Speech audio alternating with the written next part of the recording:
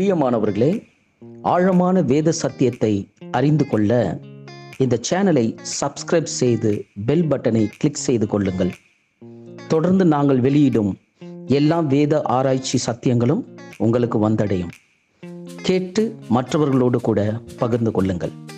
கர்த்தர் இந்த நாளுக்குரிய சத்தியத்தினாலே உங்களை ஆசீர்வதிப்பாராக. God bless you.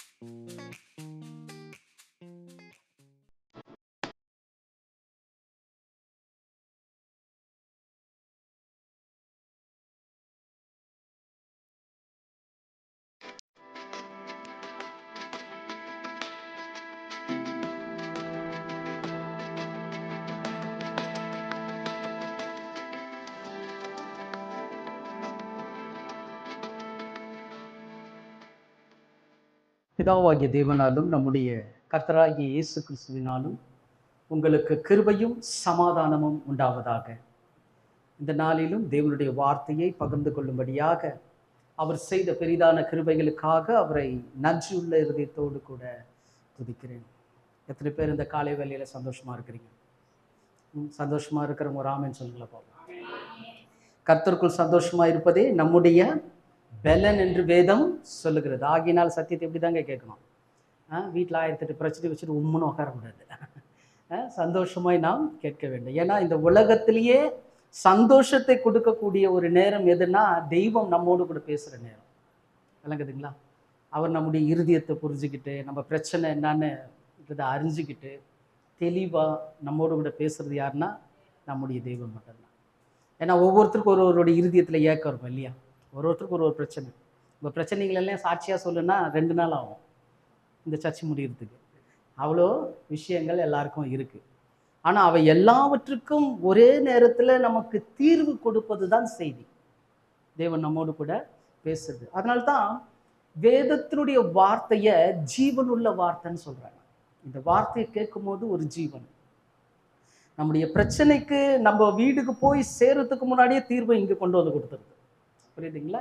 அதான் அந்த வார்த்தையின் வல்லமை. சரி, அதனால நான் தேவனுக்கு நன்றி செலுத்துகிறேன். மெய்யாகவே உங்கள் ஒவ்வொரு முகத்தை மறுபடியுமாக பார்க்க செய்த தெய்வத்திற்கு இதயத்தின் ஆழத்திலிருந்து நான் ஸ்தோத்திரிக்கிறேன். சரி, இன்றைக்கு நம்ம தியானிக்க போற தேவ செய்தியினுடைய தலைப்பு என்னன்னா, தற்காலத்தில் சபைகளில பரிசேயர்களின் குணங்கள் இருக்குது. பரிசேயர்களின் குணங்கள் இதான் இன்றைக்கு நம்ம பார்க்க போற செய்தி. தற்கால சபையில் இருக்கும் பரிசேயரின் குணங்கள். பரிசேயர் கேள்விப்பட்டிருக்கீங்களா? யாருங்க பைபிள்ல இருக்காங்களா? இயேசு கிறிஸ்து எங்கெல்லாம் பிரசங்கம் பண்ணாரோ அங்கெல்லாம் வந்து குறை கண்டுபிடிச்சி அவர் ஒரு வழி ஆக்குனது யாருன்னா இந்த பரிசேயர் கூட்டம். அவங்களுடைய நோக்கமே ரொம்ப எப்படியாவது இயேசு கிறிஸ்துவை பிடிச்சிடணும், அவரை லாக் பண்ணணும்னு பார்த்தாங்க. அதனால எங்க போய் பார்த்தாலும் ஒரு சொல்லுவாங்க, நம்ம பாஷையில சொல்லுவோம், ஒரு குடைச்சல். எங்க போனாலும் என்ன பண்றது? அப்படியே அந்த குடைச்சல் கொடுத்துக்கிட்டே இருக்கிறது இந்த கூட்டம். சரி, இந்த கூட்டத்தை ஏன் வேதத்துல எழுதி வச்சிருக்கிறாங்க? பரிசேயர், சதுசேயர் அப்படியெல்லாம் இருக்கிறாங்க. இன்னைக்கு நம்ம பரிசேயரை மாத்திரம் பார்க்கலாம். இந்த பரிசேயர்ன்ற கூட்டத்தை ஏன் வேதத்துல எழுதி வச்சிருக்கிறாங்கன்னா, வேதத்துல எந்த காரியத்தை எழுதினாலும் அவர்களை வைத்து நமக்கு தேவன் சில காரியங்களை கற்றுக் கொடுப்பார். விளங்குதுங்களா? அந்த கூட்டத்தை வச்சு சில காரியங்களை நம்மளுக்கு என்ன பண்ணுவாரு? கற்றுக் கொடுப்பார். ஆக்சுவலா இந்த பரிசேயர்ன்ற கூட்டம் பழைய ஏற்பாட்டுல கிடையாது, புதிய ஏற்பாட்டுல தான் வராங்க. அதாவது இயேசு கிறிஸ்துடைய நாட்கள்ல தான் இந்த பரிசேயர்ன்ற கூட்டம் வருது. இந்த பரிசேயர்கள் கிமு கிறிஸ்து பிறப்பதற்கு முன்னாடி 70 கிறிஸ்து பிறக்கிறதுக்கு ஒரு 70 வருஷத்துக்கு முன்னாடி இஸ்ராயல் தேசத்தை வந்து பாபிலோனியர்கள் சிறைப்பிடிச்சிட்டாங்க. பாபிலோனியர்கள் வந்து சிறைப்பிடிச்சு அவங்களை கொண்டு போய் அடிமையா வச்சுட்டாங்க. அடிமையில இருக்கும்போது இந்த யூதர்கள் எல்லாம் என்ன பண்ணாங்கன்னா, இந்த அடிமையின் அந்த பாபிலோனுக்குரிய கடவுளை வணங்குறது, பாபிலோனுக்குரிய காரியங்களை செய்யறது, இப்படியெல்லாம் செஞ்சுட்டு இருக்கும்போது இந்த யூதர் கூட்டத்திலிருந்து ஒரு சிலர் எழும்புனாங்க. அவங்க என்ன பண்ணாங்கன்னா, நாங்கள் இந்த அந்நிய தெய்வத்தை என்ன பண்ண மாட்டோம், வணங்க மாட்டோம் அப்படின்னு சொல்லிட்டு தங்களை வேர் பிரிச்சுக்கிட்டாங்க. அதனால தான் இவர்களை அசீடியன்ஸ் சொல்லுவாங்க. அசீடியன்ஸ் அதாவது இவங்க எப்படின்னா, நாங்க அந்நிய உலகத்துல அந்நிய தேசத்துல இருந்தாலும் அந்நியர்களோட கடவுளை நாங்க என்ன பண்ண மாட்டோம், வணங்க மாட்டோம். நம்ம அவங்க செய்யற மாதிரி காரியத்தை நாங்களும் என்ன பண்ண மாட்டோம், செய்ய மாட்டோம்னு வேர் பிரிச்சுக்கிட்டாங்க. தன்னை தனித்துவப்படுத்திக்கிட்டாங்க. தங்களை அப்படியே செப்பரேட் பண்ணிக்கிட்டாங்க, ஒரு ஒதுக்கிக்கிட்டாங்க. இவங்களைத்தான் இவங்க சொல்லிக்கிட்டாங்க பரிசேயர்கள். பரிசேயர்கள்னா என்ன அர்த்தம்னா பிரித்தெடுக்கப்பட்டவர்கள், தூய்மையானவர்கள் அப்படின்னு அர்த்தம்.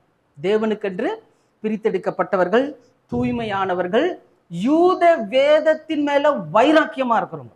ஏன்னா அங்க யூதர்கள் எல்லாம் அந்த பாபிலோன்ல போயிட்டு வேதத்தை மறந்துட்டாங்க. வேதத்தை மறந்துட்டு அதுக்கேற்ற மாதிரி ஆயிட்டாங்க. ஆனா இவங்க என்ன பண்ணிட்டாங்க, வேதத்தை நம்ம என்ன பண்ணக்கூடாது, மறக்கக்கூடாதுன்னு சொல்லிட்டு அவ்வளோ வைராக்கியமா இருந்தவர்கள் தான் இந்த பரிசேயர்கள். ஸோ இவங்களுடைய ஆரம்பம் எப்படி இருக்குன்னா அருமையா இருக்கு. இவங்களுடைய ஆரம்பத்தை பத்தி கேள்விப்படும் போது ரொம்ப அற்புதமாகுது. எவ்வளோ வைராக்கியமா தேவனுக்காக வாழணும், அவ்வளோ அந்நிய தெய்வத்தை நம்ம சேவிக்க கூடாது, அந்நிய காரியத்துக்குள்ள போகக்கூடாது, அந்நிய பாவங்களை செய்யக்கூடாது, நமக்கு வேதம் தான் முக்கியம் அப்படின்னு வைராக்கியமா இருந்தவர் ஒரு காலகட்டம் வந்தவொடனே பாபிலோன்ல இருந்து யூதர்கள் மறுபடியும் என்ன ஆயிட்டாங்க, விடுதலை ஆயிட்டு சொந்த தேசத்துக்கு வந்துட்டாங்க. இப்ப இந்த சொந்த தேசத்துக்கு வந்தவொடனே இவங்களுக்கு என்ன ஆயிடுச்சுன்னா நல்ல பவர் கிடைச்சிச்சு. ஸோ இவங்க என்ன பண்ணிட்டாங்கன்னா தங்களுடைய கோட்பாடை, நாங்க எப்படி இருக்கிறோம் பார், நாங்க எப்படி வாழ்றோம் பார், எப்படி தனித்துவம் படுத்திக்கிட்டோம் பாருன்ற விஷயத்த மற்றவர்களுக்கு சொல்லிக் கொடுக்க ஆரம்பிச்சாங்க. சக யூதர்களுக்கு சொல்லிக் கொடுக்க ஆரம்பிச்சாங்க. இப்படி இவங்களுக்குள்ள ஒரு பிரச்சனை வந்து இதுல பிரிஞ்சவங்க தான் சதுசேயர், பரிசேயர். இப்போ இந்த பரிசேயரை மட்டும் நம்ம பார்க்கலாம். இந்த பரிசேயருடைய ஆரம்பம் நல்லா இருக்கு. ஆனா இவங்களுடைய கேரக்டர் இருக்கு பாருங்க, அதுக்கப்புறம் சொந்த ஊருக்கு வந்த உடனே ரொம்ப பெருமையாயிடுச்சு. அப்படியே ஜனங்களெல்லாம் பார்க்கும்போது எப்படின்னா, உங்களுக்கு என்ன தெரியும், நாங்கள்லாம் யார் தெரியுமா, நாங்கள்லாம் வேதத்தை என்ன சொல்லுவாங்களா ஃபிங்கர் டிப்ல வச்சிருக்கிற மாதிரி ஆட்கள் நாங்கள்லாம், நீங்கள்லாம் யாரு, நீங்களாம் எப்படி அப்படின்னு ஒரு துச்சமா மற்றவர்களை பார்க்கக்கூடிய ஒரு கூட்டமாக மாறிட்டாங்க.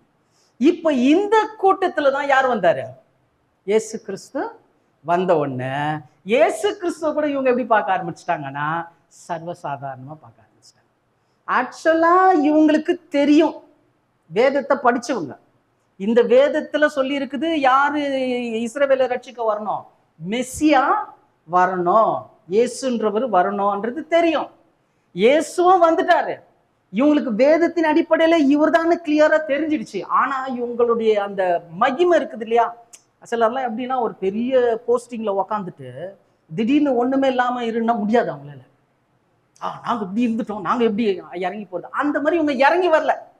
யாருக்கு, இயேசு கிறிஸ்துவுக்கு இறங்கி வரல, அந்த அவர் சொன்ன வார்த்தைக்கு இறங்கி வரல, ஒரு ஸ்டபர்னா நின்னுட்டாங்க. ஒரு காலகட்டம் வந்த உடனே அந்த யூத மார்க்கத்துல மாற்றங்கள் வரும்போது இந்த இனம் என்ன ஆயிடுச்சு, ஒன்றும் இல்லாமல் போய் யூதர்கள் இப்போ இருக்கக்கூடிய இஸ்ரேல்ல இருக்கக்கூடிய யூதர்கள் இவங்களுடைய கோட்பாடை தான் பயன்படுத்துறாங்க. இன்னைக்கு யூதர்கள் பார்த்தீங்கன்னா அந்நிய ஜனங்களோட என்ன பண்ண மாட்டாங்க, சேர மாட்டாங்க, வெளியில இருக்கிற மக்களை வீட்டுக்குள்ள சேர்க்க மாட்டாங்க, இவங்க வீட்டுக்குள்ள இருந்து அந்த மக்களுக்கு என்ன குடிக்க தண்ணி கூட குடிக்க மாட்டாங்க. புரியுதுங்களா? அந்த மாதிரி சுத்தம் படுத்தி கொள்ளுற அந்த மாதிரி ஒரு இது உங்களுக்கு புரியுற மாதிரி சொல்லணும்னா பிராமின்ஸ் மாதிரி நம்ம ஊர்ல இருக்கிறாங்க இல்லையா, அந்த மாதிரி அந்த மாதிரி இவங்க தங்களை தனித்துவப்படுத்தி கொண்டார்கள். இப்போ இந்த இனம் அழிந்து விட்டது, இந்த இனம் முடிஞ்சிடுச்சு, பரிசேயர்ன்ற இனம் முடிஞ்சிடுச்சு. ஆனா இது முடிச்சு இந்த காலகட்டத்துல இல்லையா அப்படின்னு பார்த்தா இப்போ இருக்கக்கூடிய சபையில அந்த பரிசேயருக்குள்ள இருந்த குணம் சபைக்குள்ள வந்திருக்குது. இது கொஞ்சம் கொஞ்சமா இவங்க குணங்கள் எல்லாம் என்னன்றது பைபிள்ல இருந்து அப்படியே ஆராய்ச்சி பார்க்கும்போது அப்படியே அந்த குணங்கள்லாம் எங்க இருக்குது தெரியுமா, ரட்சிக்கப்பட்டு ஞானஸ்நானம் பெற்று இயேசுவை ஏற்றுக்கொண்டு சபையில பரிசுத்தவான்களா உக்காண்டிருக்கிறவருக்குள்ள இருக்குது. அப்போ இது இயேசு என்ன பண்ணல, ஏற்றுக்கொள்ளல, இந்த குணத்தை இயேசு ஏற்றுக்கொள்ளல. அப்போ இயேசு கிறிஸ்து இவர்களை குறிச்சு சில அடையாளங்களை சொன்னார், இவங்க எப்படிப்பட்டவங்க அப்படின்னு ஒரு 6 விஷயத்த சொன்னார்.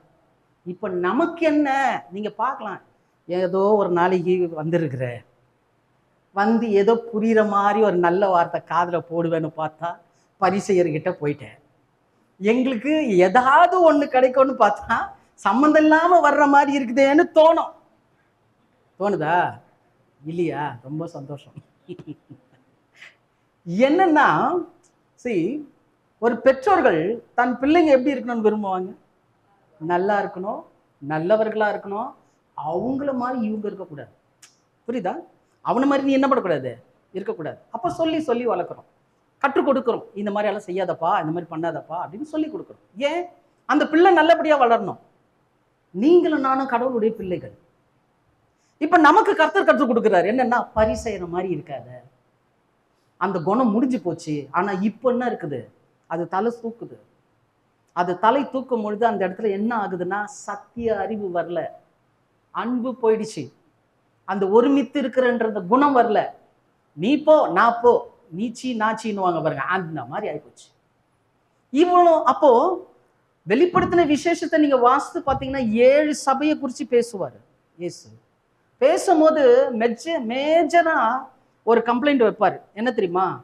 ஆதியில கொண்டிருந்த அன்பை விட்டாய். ரட்சிப்பின் அனுபவத்தில் வரும்போது ஆஹா ஏசப்பா ஸ்தோத்திரம் ஆண்டவரே, அல்லேலூயா ஆமென், வாங்க பிரதர் வாங்க சிஸ்டர் அப்படி. அப்புறம் கொஞ்ச நாள் ஆன பிறகு அந்த அன்பு என்ன ஆச்சு? எதிர்க்க வந்தா கூட அல்ல ஸ்தோத்திரம், ஓ நீங்களா நல்லா இருக்கிறீங்களா அப்படின்னு ஆயிப்போச்சு. புரியுதா? இது நமக்கு ஓகே, நமக்கு ஓகே, நம்ம அப்படி வாழ்றோம். ஆனா தெய்வத்திற்கு அது விருப்பம் அல்ல. ஏன்னா கடவுளுடைய அன்பு என்னன்றத இந்த பூமியில நீங்களும் நானும் தான் காட்டணும். பக்கத்து வீட்டில் இருக்கிறவர் காட்ட மாட்டாரு, ஏன்னா அவருக்கு தெரியாது. புரியுதா? நமக்கு தேவன் கற்றுக் கொடுக்கிறார் அந்த அன்புன்னா என்ன, அந்த அன்புன்னா என்னன்றதை கற்றுக் கொடுத்து நீங்க என்ன பண்ணுங்க, அந்த அன்பை இந்த உலகத்துல காட்டுங்க. அப்ப நல்லா புரிஞ்சுக்கணும், கிறிஸ்தவர்கள் பரலோகத்தின் பிரதிநிதிகள். நம்மளாம் யாரு? பரலோகத்தின் பிரதிநிதிகள். பரலோகம் எப்படி இருக்கும்னு இங்க இருக்கிறவங்களுக்கு தெரியாது, நம்ம கூட தெரியாது. ஆனா பைபிள் நம்மளுக்கு கற்றுக் கொடுக்குது, இப்படி இருக்கும். அங்க ஒரு அப்பா இருக்கிறாரு, அங்க ஒரு மூத்த சகோதரர் இருக்கிறாரு, அவர் அன்பானவர், அவருக்கு இங்க இருக்கக்கூடிய ஜனங்களை எல்லாம் அவருக்கு பிடிக்கும், உலகத்துல இருக்கிற எல்லா மக்களையும் பிடிக்கும் அப்படின்றத முதல்ல நம்மளை பிடிச்சிட்டாரு. நம்ம தான் மற்றவங்களுக்கு என்ன பண்ணணும், சொல்லணும். அதுதான் சபை. சபை அதுதான் கற்றுக் கொடுக்குது. சபையில இருக்கிறவங்களே இதை தான் கத்துக்கணும். வாரம் போனா போதும், டைமுக்கு உக்காந்து எப்போ முடியுதோ தெரியல, முடிச்சுட்டு அடிச்சு பிடிச்சி ஏறி போய் வீட்டுல போயிட்டு உக்காருவோம் பார்த்தீங்களா, அப்ப முடிஞ்சிடும் சர்ச்சு. அது கிடையாது வாழ்க்கை. அப்படி அதுக்காக நம்மளை அழைக்கல தேவன், நம்ம நோக்கத்தை வச்சிருக்கிறார். ஏன்னா இந்த பூமியில வந்துட்டு மறுபடியும் பரலோகத்துக்கு ஏறி போன ஒருத்தர் மறுபடியும் வரப்போறார்.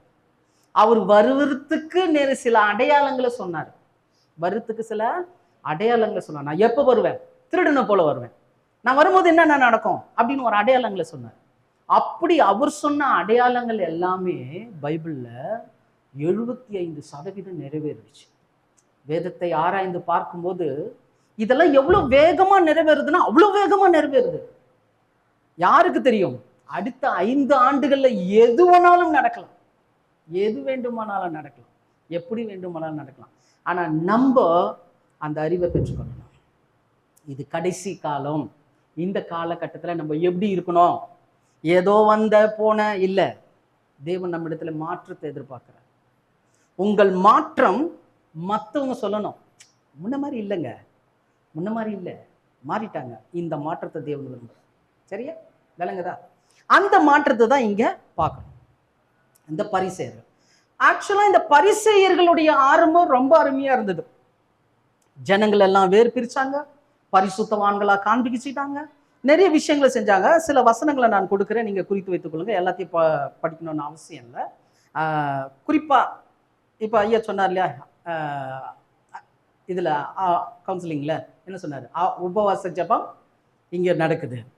பரிசேயர்களும் உபவாசித்தார்கள், தசமபாவமும் கொடுத்தாங்க. நீங்க மத்தேயு 9ஆம் அதிகாரம் 14வது வசனம், மத்தேயு 23ஆம் அதிகாரம் 23வது வசனம் இதெல்லாம் வாசித்து பார்த்தீங்கன்னா அங்க பரிசேயர் என்ன பண்ணியிருக்கிறாங்க? உபவாசிச்சிருக்கிறாங்க. பரிசேயர் தசமபாகம் கொடுத்திருக்கிறாங்க. இன்னும் சொல்ல போனா சில பரிசேயர்கள் இயேசு கிறிஸ்துவை பின்பற்றினாங்க. கர்த்தராகிய இயேசு கிறிஸ்துவ என்ன பண்ணாங்க? பின்பற்றினாங்க. பின்பற்றதுல ரொம்ப முக்கியமான ஒரு 3 பேர் இருக்கிறாங்க. இந்த பரிசேயர்ல 3 பரிசேயர்கள் ரொம்ப முக்கியமான பரிசேயர்கள்.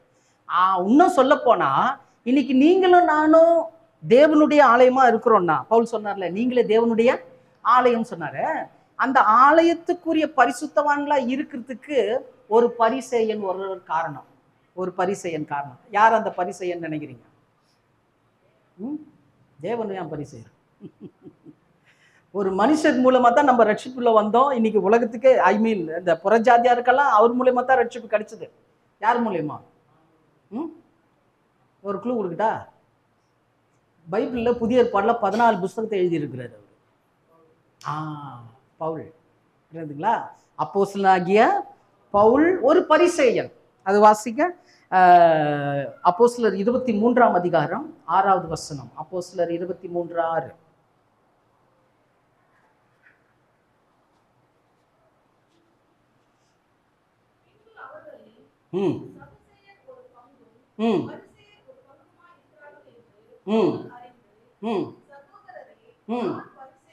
பவுல் சொல்றார் பாருங்க, நான் பரிசேயனும்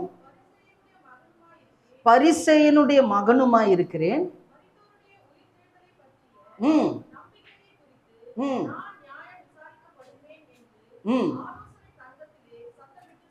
பாத்தீங்களா? இந்த பவுல அரெஸ்ட் பண்ணி கூட்டிட்டு போறாங்க. அங்க கூட்டிட்டு போகும்போது அங்க 2 கூட்டம் இருக்குது. ஒன்னு சதுசேயர், இன்னொன்னு பரிசேயர். இப்ப இவர் ஞானமா ஒரு விஷயத்த சொல்றாரு. ஏன்னா பரிசேயர்களுக்கு பவர் ஜாஸ்தி சதுசேயர்களை விட. அங்க சொல்றாரு, தான் ஒரு பரிசேயன் என்றும், அவங்க அப்பா யாராம்? அவரும் பரிசேயர். இப்ப கொஞ்சம் யோசனை பண்ணி பாருங்களேன். இயேசு கிறிஸ்து கடிந்து கொண்ட பரிசேயன், அதே பரிசேயர் இனத்திலிருந்து ஒருத்தர் என்ன பண்ணியிருக்கிறாரு? எழும்பி புதிய ஏற்பாடுல 14 புத்தகத்தை எழுதியிருக்கிறார். இன்னைக்கு நீங்களும் நானும் இந்த ரட்சிப்புக்குள்ள வந்திருக்கிறோம்னா இந்த அப்போஸ்தலர் பவுலுடைய உபதேசங்கள் ரொம்ப முக்கியம். ஏன்னா யூத கலாச்சாரத்துல நம்ம இல்லை. யூதர்கள் தோரான்னு சொல்லக்கூடிய ஆகமங்களை பயன்படுத்துறாங்க. ஆனா நமக்கு இந்த பரிசுத்த வேதாகமத்தை கொடுத்திருக்கிறார். அதுல 14 புத்தகத்தை அவர் எழுதி கொடுத்திருக்கிறார்னா, அப்ப இந்த ஒரு பரிசேயன் மூலமாக தேவன் எவ்வளவு பெரிய காரியத்தை செஞ்சிருக்கிறார். அதனாலதான் சொல்றேன், தேவனுடைய ஆலயமாகிய நம்மளுடைய ஆவிக்குரிய வளர்ச்சிக்கு ரொம்ப பிரயோஜனமா இருந்தவங்க யாருன்னா இந்த பரிசேயர்கள். ஆனா அத்தோட நிறுத்திக்கல. இன்னொன்னு அவங்களை குறிச்சு இயேசு சொல்லும் போது சொல்றாரு, மத்தேயு 5ஆம் அதிகாரம் 20வது வசனம். மத்தேயு 5:20.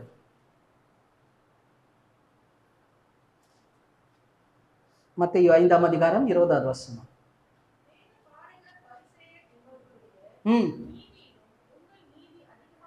இயேசு சொல்றாரு, வேத பாரகர் பரிசேயர்களுடைய நீதியிலும் உங்க நீதி அதிகமா இராவிட்டால்.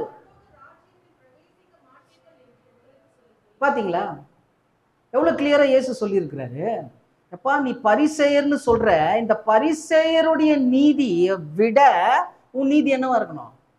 அதிகமா இருக்கணும். அப்படி இல்லைன்னா நீ எங்க போக மாட்ட?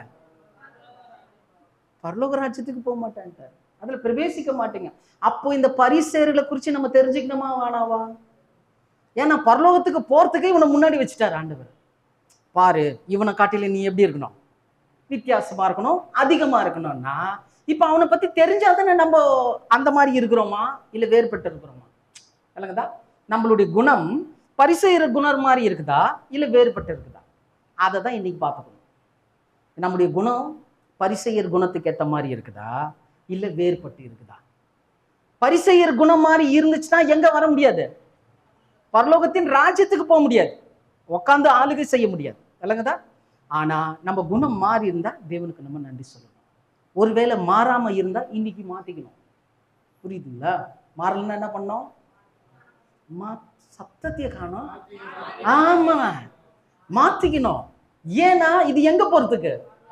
பரலோக ராஜ்யத்துக்கு போறதுக்கு. நம்ம பூலோக ராஜ்யத்தையே பார்த்துட்டு இருக்கிறோம். இது ரொம்ப நாளைக்கு நிலைக்காது. இது ரொம்ப நாளைக்கு நிலைக்காது. இயேசு சில அடையாளத்தை சொன்னார் உலகத்தின் முடிவுக்கு சொல்லும் போது.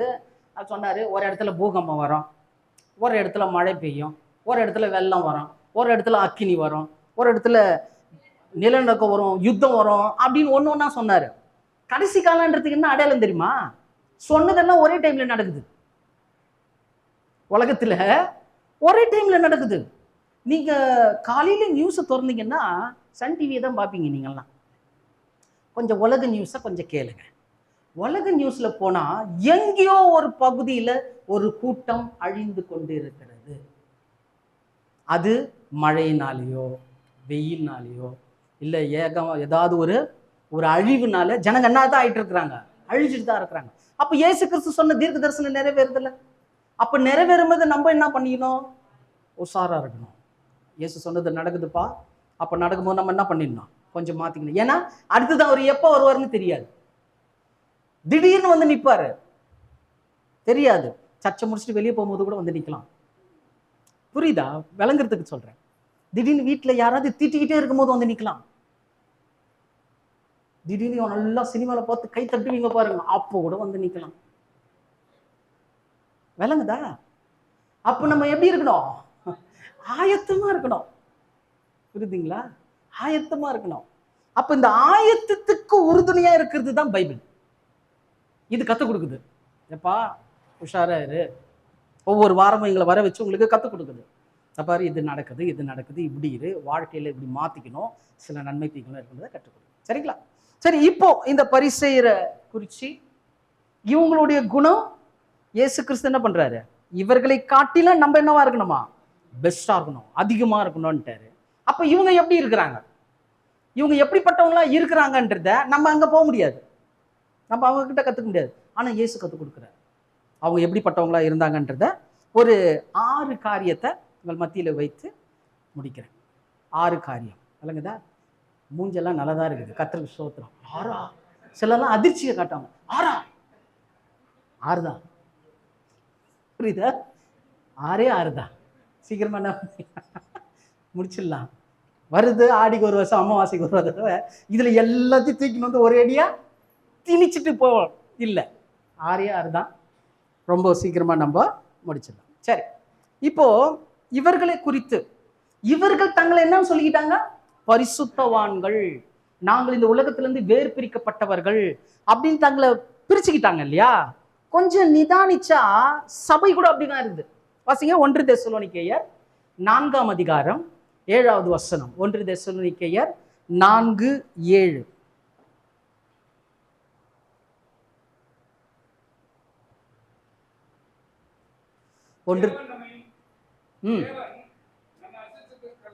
தேவன் நம்மை அசுத்தத்திற்கு அல்ல.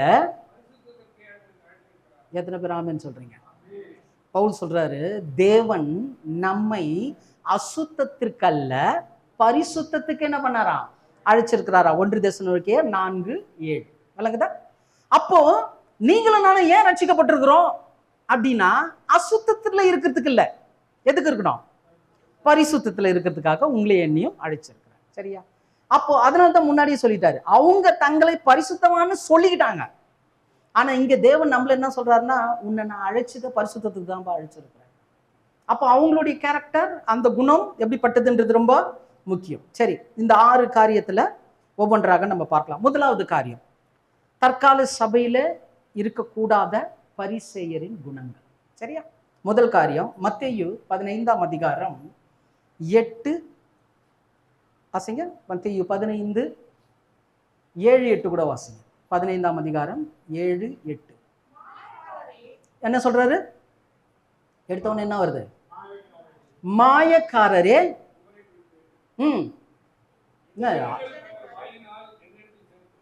இவர்கள் தங்கள் வாயினால் என்னிடத்தில் சேர்ந்து உதடுகளினால் கனம் பண்ணுகிறார்கள். பாத்தீங்களா? முதல்ல அவருக்கு என்ன சொன்னாரு? என்ன சொல்லி கூப்பிட்டாரு அவங்கள? மாயக்காரரே. இதான் முதல் காரியம். இந்த பரிசேயர் மாதிரி நம்ம இருக்க கூடாதுன்னா நீங்களும் நானும் மாயக்காரர்களா இருக்கக்கூடாது. என்னவா இருக்கக்கூடாது? மாயக்காரர்கள். அது என்ன மாயக்காரர்கள்? அதுதான் இயேசு சொல்றாரு, தங்கள் வாயினால என்ன பண்றாங்களாம்? கனம் பண்றாங்க. உதடுகளினால, வாயினாலே சேர்ந்து உதடுகளினாலே கனம் பண்ணி இருதயம் தூரமா இருக்குது. இது எப்படி தெரியுமா? சிலர்லாம் நம்ம வச்சிருப்போம் வாழ்க்கையில, அவங்களை பார்க்கும்போது தோத்துறேன் ஐயா, நல்லா இருக்கீங்களா? நல்லா இருக்கேன் அப்படி பேசும்போது அப்ப என்ன பண்ணுது? வாய் பேசுது, நல்லா இருக்கீங்களா ஐயா அப்படி. அப்புறம் அவர் பொண்ணு, இந்த ஆளை பத்தி தெரியுமா உனக்கு? ஐயோ பயங்கரமான ஆளியா அவரு. புரியுதா? அப்போ ஐயாவுக்கு தோத்திரம் போடும் போது என்னாச்சு? வாயி கனம் பண்ணுது, இருதயம் கேப் மாதிரி அவனை பார்க்கும்போது உள்ள அப்படி ஓடுது. புரியுதுங்களா? உள்ள இருக்குது வேற, வெளியில வருது வேற. இப்ப பிரச்சனை என்னன்னா, தெய்வத்தினுடைய அணுகுமுறை கூட நம்மளுக்கு இப்படிதான் இருக்குதான். இப்படி இருந்தவங்க தான் மாயக்காரர்களாம். கர்த்தாவே கொடுமாண்டவரே கொடுமாண்டவரே கண்ணீர் விட்டு ஜபிக்கிறது. கர்த்தர் கொடுத்துட்டு பிறகு அடுத்த வாரம் வீட்டுல தட்டி போய் ஞாயிற்றுக்கிழமை சர்ச்சைக்கு போ. ஞாயிற்றுக்கிழமையா சர்ச்சுக்கா? போலாம் இரு. எத்தனை மணிக்கு சர்ச்சை? அங்க வருவாங்க, யாராவது ஒருத்தர் வருவாங்க, போலாம்.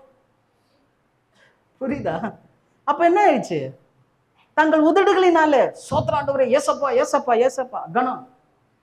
ஆனா இருதயம் உண்மையிலே அவரை நேசிக்குதா? உண்மையிலே அவருக்குள்ள அந்த இருக்குதுமா? ஒரு பிரச்சனை வந்தவொடனே யாரை போய் பார்த்தா என்ன பிரச்சனை தீரும் தான் பார்க்கணும் இல்லையா? பிரச்சனை வந்துட்டா யாரை போய் பார்த்தா பிரச்சனை தீரும்னு அப்படிதான் போறோம். எத்தனை பேர் இயேசு கிறிஸ்து கிட்ட வரீங்க? பிரச்சனை வந்தோடனே முழங்கால் பண்ணிட்டு அவரை கேட்கணும்னு ஏன் தோணல? சாட்சி சொன்னாங்க இல்லையா சகோதரி? ஒரு சின்ன பிரச்சனை தான், அது ஒரு விதமான பிளாக்மெயில் தான். குடிச்சிருவேன் பயம் காட்டுறது தான். ஆனாலும் அந்த டைம்ல யாரு பிடிக்கணும்? புரியுதுங்களா? அப்போ இதுதான் இருதயம் தூரமா இருக்கக்கூடாது. உங்க வாழ்க்கையில நன்மையானாலும் சரி தீமையானாலும் சரி எந்த காரியமா ஆனாலும் சரி முதல் இடம் தெய்வத்திற்கு. சும்மா உதடுகளினால மாத்திரம் நான் ஸ்தோத்திரம் ஆண்டவரே இயேசுவே இயேசுவேன்னு சொல்றது இல்லை. என் வாழ்க்கையில எல்லா சூழ்நிலையில நான் அவரை தான் முன்னாடி வைப்பேன். என் வாழ்க்கையில அவமானம் வந்தாலும் சரி, என் வாழ்க்கையில உயர்வு வந்தாலும் சரி, என் வாழ்க்கையில ஒன்றுமே இல்லாத சூழ்நிலை போனாலும் சரி அவரை நான் விடுறது இல்லைங்களா? இதுதான் சொல்றேன். அப்போ அவங்க என்ன பண்ணாங்க? இயேசு பார்க்கும்போது ஐயரே ரபி இப்படிதான் மரியாதை கொடுத்தான். ஆனா மரியாதை கொடுத்துட்டு பின்னாடி என்ன சொன்னா, நீ எங்களுக்கு ஒரு அடையாளத்தை காட்டுவாயா? உனக்கு இந்த அதிகாரத்தை கொடுத்ததாரு. இயேசு கிறிஸ்துவை பார்த்து கேட்கிறான். புரியுதா? இயேசுவை பார்த்து கேட்கிறான். அப்போ இந்த மாயக்காரர்களை போல இருக்கக்கூடாதுன்னா, நம்முடைய வாழ்க்கையில மிக முக்கியமான ஆதாயம் என்னன்னா அன்பு தான் இல்லையா? அன்பு தான் நமக்கு. ஏன்னா தேவன் என்னவா இருக்கிறாரு? அன்பாகவே இருக்கிறார். God is love. Love is God. புரியுதா? தேவன் அன்பு, அன்பு தான் தேவன். அன்பு இருக்கிற இடத்துல எல்லாம் தேவன் இருக்கிறார். அவன் யாரா இருக்கட்டும், அன்பு இருக்குதா அங்க தேவன் இருக்கிறார். சரியா? ஏன்னா அந்த சுபாவம் யாருடையது? தெய்வத்தினுடையது. இந்த அன்பு மாயமற்றதா இருக்கக்கூடாதான். வாசிங்க ரோமர் 12ஆம் அதிகாரம் 9வது வசனம். ரோமர் 12:9.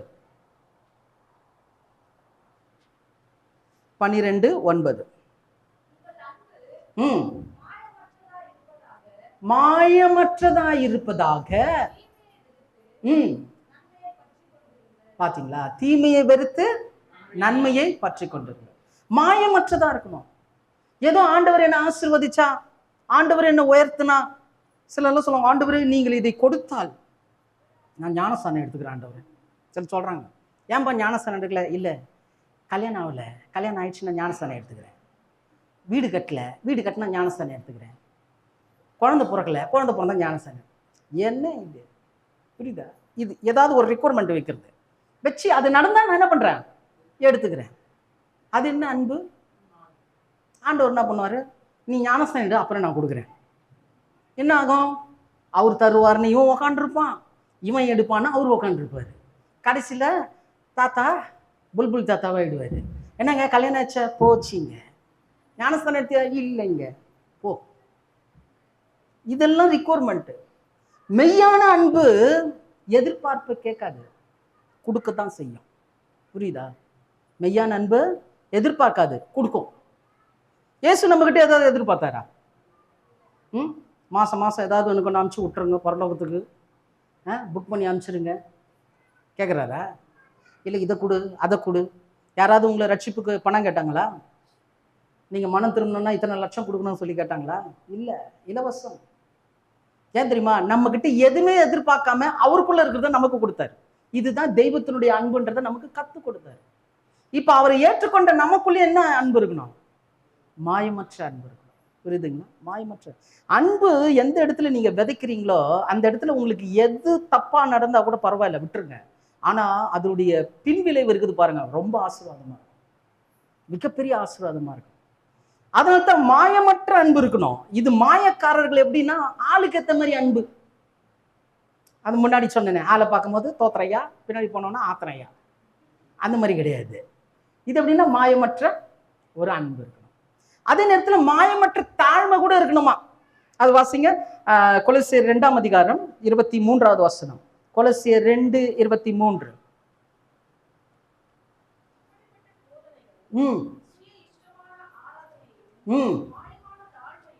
மாயமான தாழ்மையையும் பற்றிய பேர் கொண்டிருந்தாலும் மாம்சத்தை பேணுகிறதற்கு ஒழிய மற்றொன்றுக்கும் பிரயோஜனப்படாது. அப்ப இங்க பவுல் சொல்றாரு, சில காரியங்கள் எல்லாம் நீங்க மாயமற்ற தாழ்மையினால், அதாவது அந்த மாயமற்ற அந்த தாழ்மைக்கு ஏத்த மாதிரி போது தவிர, ஒரு மாயமுள்ள ஒரு தாழ்மையா இருக்குது தவிர உண்மையான தாழ்மை இல்லை. சிலருக்கு வீட்டுல ஏன் வெளியில எல்லாம் ஏன் போனோம், நம்ம குடும்பத்துக்கு வருவோம், நம்ம எதுக்கு இன்னொரு குடும்பத்துக்கு போய் தலையை விட்டு மாட்டிக்குவானே, நம்ம குடும்பத்துக்கு வரும். பிள்ளைங்க கீழ்படுகிறாங்களா சொல்லுங்க? தாழ்மையா இருக்கிறாங்களா? ஏதோ பயத்துல வர்ற மாதிரியே இருக்குது. தாழ்மையா இருக்கிறாங்க, யாரும் இல்லைன்னு சொல்லல. பெற்றோர்களுக்கு என்ன பண்றாங்க? தாழ்மையா இருக்கிறாங்க. பெற்றவங்க என்ன சொல்றீங்க? இதை செய்யாதப்பா, அதை பண்ணாதப்பா, உடனே ஆமைன்னு சொல்லிட்டு செய்யாம இருக்கிறாங்களா? அதை தான் செய்யறாங்க. ஆனா வீட்டுக்குள்ள செய்யறது இல்லை. இதான் மாயமான தாழ்மை. நம்ம முன்னாடி என்ன பண்றது? அப்படியே அப்படியே அடங்கி ஒடுங்கி இருக்கிற மாதிரி இருக்குது. வெளியே போனா என்ன வந்துடும்? பின்னாடி வேலை வந்துடும். சொல்லுவாங்க, எங்க உங்க பையன் அங்க என்ன பண்ணிட்டு இருக்கிறான்னு தெரியுமா அப்படின்னுவாங்க. ஏன் பையன்? நான் கிடையவே கிடையாதுன்னு சண்டை போடுவோம் நம்ம. அப்புறமா கூப்பிட்டு விசாரிச்சா நம்ம ஆள் தான் அங்க முக்கியமான ஹீரோவா இருப்பாரு. புரியுது? இது பிள்ளைங்களுக்கு மாத்திரம் இல்ல, நமக்கும் பொருந்தோம். தேவன் கையில ஏதாவது ஒரு காரியம் ஆகணும்னா அப்படி பம்பி பம்பி போறது. செய்யாண்டவரே செய்யாண்டவரே செய்யாண்டவரே, செஞ்சு முடிச்சிட்ட பிறகு தேவனா யாரு பாது? புரியுதா? மாயமான தாழ்மை இல்லை, அவர் நம்மை படைத்தவர். இதுல சில மேதாவிகள் இருப்பாங்க, தெய்வத்தையே கேள்வி கேட்பாங்க. ஏன் ஆண்டவர் இது நடக்குது? ஏன் எனக்கு மட்டும் நடக்கணும்? இவர் டக்கர், இவருக்கு தேடி வருது பிரச்சனை. எல்லாருக்குமே தான் வருது பிரச்சனை. புரியுதா? எல்லாருக்குமே தான் வருது பிரச்சனை. ஏன் ஆண்டவர் எனக்கு மட்டும் நடக்கணும்? ஆண்டவரே கேள்வி கேட்கிறது. இதெல்லாம் தவறு. தெய்வம் நம்முடைய வாழ்க்கையில சில நேரத்துல சில தோல்விகளை, சில கஷ்டங்களை, சில நஷ்டங்களை கொடுக்குதுன்னா நம்மளுடைய தாழ்மை குணத்தை நம்ம வெளியில கொண்டு வரணுன்றதுக்காக தான். இல்லைன்னா நம்ம இப்படிதான் நிற்போம், எப்பவுமே நான் இப்படிதான் இருப்பேன். ஆண்டவர் தான் சொல்லுவாரு, இடிப்பாரு. இடிக்கும் போது என்ன ஆகும்? கொட்டுறது, வலிக்குது ஆண்டவர், கொஞ்சம் குனிக்கிறேன். அப்போ ஆட்டோமேட்டிக்கா குனிச்சியா? முன்னாடியே குனிச்சிருந்துன்னா பிரச்சனை இல்லை. ஆண்டவர் கொட்டி குனி விளங்குதுங்களா? அப்போ நம்முடைய தாழ்மை மாயமற்ற தாழ்மையா இருக்கணும். விளங்குதா? மாயமற்ற தாழ்மையா இருக்கணும். இதெல்லாம் முன்னாடி ஒண்ணு பின்னாடி ஒண்ணு நடக்கிறான் பாரு, இவன் பேர் தான் மாயக்காரன். இதுதான் இயேசு சொன்னார். அப்ப அந்த பரிசேயர்கள் எப்படி இருந்தாங்க? மாயக்காரரா இருந்தாங்க. இன்னைக்கு நம்மளை பார்த்து கேள்வி கேட்டுக்கணும், நான் மாயக்காரரா? மாயக்காரர்களா ஒரு ஆமீன் சொல்லுங்க. அடேங்கப்பா, பயங்கரமா இருக்கிறீங்களே. Very good. அப்போ புரிஞ்சுக்கணும், சரியா? இந்த குணங்கள் நம்ம இடத்துல வரக்கூடாது. தெய்வம் அதை எதிர்பார்க்கவில்லை. சபைகள்ல பரிசேயருடைய குணமாகிய இந்த மாயக்காரருடைய குணம் இருக்கக்கூடாது. இரண்டாவது காரியம், லூக்கா 16ஆம் அதிகாரம் 14வது வசனம். லூக்கா 16:14. லூக்கா 16:14. என்ன சொல்றாரு பாத்தீங்களா? பொருளாசைக்காரராகிய பரிசேயர் கேட்டு. பாத்தீங்களா? இரண்டாவதாக பார்க்கிறோம், இந்த பரியாசக்காரருடைய குணம், சபையில இருக்கக்கூடாத பரியாசக்காரனுடைய குணம் என்னன்னா பொருளாசை. நாசை, பொருளாசை. அது என்ன பொருளாசைன்றத 13வது வசனத்துல சொல்றாரு பாருங்களேன். முந்தின வசனத்தை வாசிங்க. எந்த ஊழியக்காரனும் யாரு? 2 எஜமான்களுக்கு என்ன பண்ண முடியாது? ஊழியம் செய்யக்கூடாது. ஒருவனை பகைத்து மற்றவனை சிநேகிப்பான்.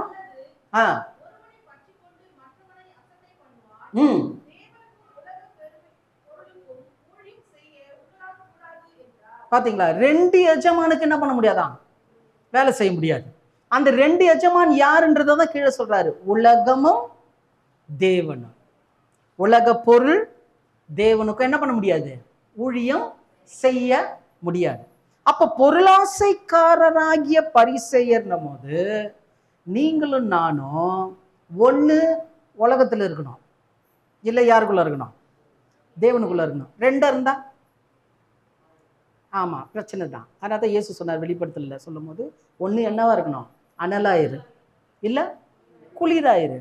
அனலும் இல்லாமல் குளிரும் இல்லாமல் வெதுவெதுப்பான்னா நான் என்ன பண்ணிடுவேன்? வாந்தி பண்ணி போட்டுடுவேன். வாந்தி பண்ணி போட்டுடுவேன்னா என்ன அர்த்தம்? நம்ம சாப்பிட்றோம் இல்ல, லபக்கு லபக்குன்னு முழுங்குறோம் இல்லையா, அது உடம்பு ஏத்துக்குமா? சிலது உடம்புக்கே வேணாம், இது பிரயோஜனம் இல்லை அப்படின்னு உடம்பே வெளியே தள்ளுது. புரியுதா? உடம்புக்கே தேவையில்லை, எனக்கு வேண்டாம்னு தள்ளுறது தான் வாந்தி. இல்லைங்கதா? அந்த மாதிரி பண்ணிடுவேன்னா என்ன அர்த்தம்னா, ரொம்ப நாள் கிறிஸ்தவங்களா இருப்பாங்க, யாருக்கும் பிரயோஜனப்படாத கிறிஸ்தவங்களா இருப்பாங்க, சாவும் போது கிறிஸ்தவங்களாவே சாவாங்க. விளங்குதா? பேருக்கு என்னது கிறிஸ்தவன். என்ன பண்ணீங்க? ஒன்றும் பண்ணல. இது வரைக்கும் யாராக்காவது ஆண்டவருடைய அன்பு சொன்னீங்களா? அதுக்கு தான் சர்ச்சை இருக்குது. நீங்க யாருக்காவது ஜெபம் பண்ணிக்கிறீங்களா? என் பிரச்சனையே பெருசா இருக்குது, எல்லாம் டான் டான் டான் ஆன்சர் வரும். அப்போ ஒண்ணுமே செய்யறது இல்லையா? செய்ய வேணாங்க, நான் எதுக்கு செய்யணும்? உனக்கு கரெக்டு தான், பொட்டி தான் கரெக்டு, போ படுத்துக்கோ. விளங்குதா? அப்போ பொருளாசை என்பது ரெண்டுத்தையும் ஒண்ணா வைக்க கூடாது. ஒண்ணு உலகம்னா உலகத்துல இருந்தணும், இல்ல தேவன்னா தேவனுக்குள்ள இருந்தணும். இது ரெண்டும் ஒண்ணா சேரக்கூடாது. இன்னைக்கு நம்ம இதைத்தான் பொருளாசைன்னு சொல்லுது, இதுதான் பொருளாசைன்னு சொல்லுது. ஃபார் எக்ஸாம்பிள் ஒரு சின்ன விஷயம் சொல்றேன். விக்கிரக ஆராதனைன்னு சொல்றோம் இல்லையா? விக்கிரக ஆராதனை அப்படின்னா என்ன? சிலை வழிபாடு. நம்ம செய்யறோமா? சிலை வழிபாடு செய்யறோமா? செய்யறோம்னு சொல்றோங்க, கை வைத்து காட்டுங்க. நல்லா உஷாரா இருக்கிறோம்ல நம்ம. யாரு ஊர் விட்டு ஊர் வந்து எங்களுக்கு ஆழமா? அப்போ சிலை வழிபாடு நம்ம என்ன பண்றது இல்ல, செய்யறது விக்கிரகாரத்தை நம்ம பண்றது இல்லை. சரி, ஒரு வசனம் வாசிக்கலாமே. கொலோசியர் 3ஆம் அதிகாரம் 5வது வசனம். கொலோசியர் 3:5. ம் ம் ம் ம் ம் என்னவா? விக்கிரக ஆராதனையான பொருளாசைன்னா என்னங்க அப்பா? ஐயோ அப்பா, என்ன விளக்கம்! மாம்பழம் என்றால் என்ன? மாம்பழம் என்றால் மாம்பழம். பொருளாசை, பொருளாசைன்னா என்னன்னா பொருளாசையா? வாசிச்சாங்களே சிஸ்டர், கேட்கலையா? மறுபடியும் அந்த லைன் வாசிங்க சிஸ்டர் தயவு செய்து. விக்கிரக ஆராதனையான, அப்ப பொருளாசைன்னா என்ன? விக்கிரக ஆராதனை. விக்கிரக ஆராதனைன்னா என்ன? பொருளாசைன்றது என்ன? உலகம், தேவன். கொஞ்சம் தேவனுக்குள்ள இருக்கிறது, சர்ச்சை முடிஞ்சவனே எங்க போறது? உலகத்துக்கு போறது. இதுக்கு பேர் தான் விக்கிரக ஆராதனை. இப்ப சொல்லுங்க, எத்தனை பேர் விக்கிரக ஆராதனை பண்றீங்க? பைபிள்ல நிறைய வார்த்தைக்கு அர்த்தம் கண்டுபிடிக்கணும், புரியுதுங்களா? வேசித்தனம் செய்யாதிருப்பாயாகன்னு வசனம் இருக்கும். படிக்கிறவங்கலாம் நெஞ்சு நிமித்தின்னு இருக்கோம், நாங்கெல்லாம் வேசித்தனம் பண்றோங்க. விஷயம் என்ன தெரியுமா? நீ இங்க இருக்கக்கூடிய தெய்வத்தை விட்டுட்டு அந்நிய தெய்வத்தை சேவிக்கிற மாதிரி நீ போனீன்னா அது வேசித்தனம். ஏன்னா மணவாளனுக்கு ஒப்புவிக்கப்பட்ட மணவாட்டி சபை நம்ம. கற்புள்ள கன்னிகையா நம்மள என்ன பண்ணியிருக்கிறாரு தேவன்? தம்முடைய குமாரனுக்கு தெரிந்து கொண்டிருக்கிறார். அவரை விட்டுட்டு நீ வெளியில போனீன்னா, உலகத்தின் காரியத்துல போனா அது என்னது? வேசித்தனம். புரியுதுங்களா? அர்த்தம் புரிஞ்சுக்கணும். அப்போ இங்க விக்கிரக ஆராதனையான பொருளாசை. அப்ப நல்லா புரிஞ்சுங்க. ஆசை இருக்கலாம், தப்பு கிடையாது, ஆசை நல்லது, பேராசை இருக்கக்கூடாது. கர்த்தர் உனக்கு ஒரு வீடு வேணுமா? கேளு, கொடுப்பாரு. ஆண்டவரே என் பேரனுக்கு பேரனுக்கு பேரனுக்கு ஒரு 4 வீடு தான் நல்லா இருக்கும் ஆண்டவரே. கேட்டாலும் கொடுக்க போறது இல்லைன்னு வச்சுங்க, அது இன்னொரு கதை. ஆனா அதுக்காக என்ன பண்றது? பிரயாசப்பட்டு எனக்கு இது வேணும் அது வேணும், நாங்க இப்படிதான் இருப்போம் அப்படிதான். இன்னைக்கெல்லாம் எத்தனையோ கிறிஸ்தவர்கள் அழகா வந்து உட்காருவாங்க சபையில. சில சபைகளுக்கெல்லாம் போகும்போது நல்ல அண்ணன் தம்பிங்களாம் வந்து உட்காருவாங்க, நம்மளுக்கே சந்தோஷமா இருக்கும். ஆஹா எவ்வளவு அருமையான சகோதரர்கள். அப்புறம் போகும்போது சொல்லுவாங்க, ஐயா உங்ககிட்ட ஒரு 5 நிமிஷம் பேசினையான்னுவாங்க. 5 நிமிஷம் தானே, தாராளமா பேசலாமேன்னு சொன்னா, ஐயா அவங்கிறான் பாருங்க ஐயா, என் சொத்தை ஃபுல்லா அபகரிச்சுக்கிட்டான் ஐயான்னு. அவன் பேச இவன் பேச அவன் பேச, திடீர்னு இங்கிலீஷ் வந்துட்டாங்க. திடீர்னு இங்கிலீஷ் வந்து என்னடா இது, நம்ம ஒருத்தர் உட்காந்து இருக்கிறோமேன்ற மரியாதை கூட கிடையாதுங்க. இங்கிலீஷ் வருது, அந்நிய பாஷை வருது, கடைசியில் ஒருத்தர் அடிக்கிறதுக்கு அதை குறை. ஏதோ நம்ம கொஞ்சம் ஆள் பல்கா இருக்கிறதுனால தடுத்து விடுறோம். சுகர் பேஷண்ட் எல்லாம் மாட்டாங்கன்னா முடிஞ்சு போச்சு கதை. அன்பே இல்லை, அந்த ஒரு விஷயம் இல்லை. தான் பொருளுக்காக என்ன பண்றாங்க? இவ்வளவு சண்டை எதுக்குன்னு பார்த்தா ஒரு அடி விட மாட்டாயா. எத்தனை அடி? ஒரு அடி. செத்த 6 அடி கிடைக்குது பெரிய விஷயமா இருக்குது. ஒரு அடி விட மாட்டான். பொருளாசை, பொருளாசை. நிறைய விஷயங்களுக்கு ஆசைப்படுறோம், தப்பு கிடையாது. ஆனா அது தகுதியானதா? அது தகுதியானதா? இன்னைக்கு நிறைய வாலிப பிள்ளைகள் விழுறதே இதுதான். அவன் அவ்வளோ காஸ்ட்லி பேண்ட் போட்டு வரான், நான் ஏன் இவ்வளோ லோ கிளாஸ் போடணும்? இதுல சஃபர் ஆகுறது யார் தெரியுமா? சின்ன பின்னமாவது யார் தெரியுமா? யாரு? அதை கூட சைலண்டா சொல்றீங்க பாத்தீங்களா? உங்களை வாழ்த்துறேன் நான். பெற்றோர்கள் தான். ஏன் முடியல? புரியுதுங்களா? ஆசை, இப்படி இருக்கணும், அப்படி இருக்கணும், அது இருக்கணும், இது இருக்கணும், எல்லாம் ஆசைகள். ஆனா அந்த ஆசைக்குரிய தகுதி உள்ளவர்களா இருக்கிறோமா? தேவன் எதிர்பார்க்கிற ஒரு தகுதி இருக்குதா? நம்ம ஒரு சின்ன காரியத்துக்காக ஆசைப்படுறோம், ஆனா தேவன் அதை காட்டிலும் பெருசை கொடுக்கறதுக்கு அவர் ஆசைப்படுறாரு. நம்ம அந்த சின்னதை தான் குறிச்சிட்டு இருக்கிறோம். இந்த முன்னாடிக்கிற அந்த சின்ன மாங்காய் எனக்கு விடுங்களேன், அது பின்னாடி மாந்தோப்பே இருக்குதுன்றார் ஆண்டவர். நம்ம இங்க இருக்கிற மாங்காவை தான் பார்க்கிறோம். பொருளாசை பரிசேயர்களுடைய குணம், அது நமக்குள்ள என்ன பண்ணக்கூடாது? இருக்க கூடாது. அதனால்தான் இயேசு கிறிஸ்து நிறைய வேதத்தின் மூலமாக எச்சரிக்கிறப்ப. எபேசியர் 5:5 வாசிங்க. எபேசியர் 5ஆம் அதிகாரம் 5வது வசனம். ம் ம் ம்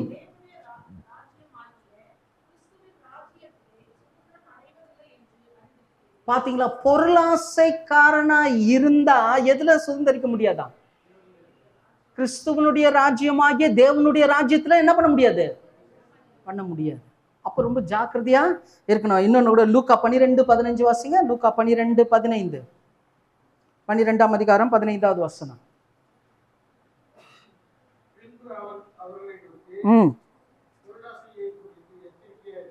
பொருளாசையை குறித்து எச்சரிக்கையா இருங்கள், ஏனெனில்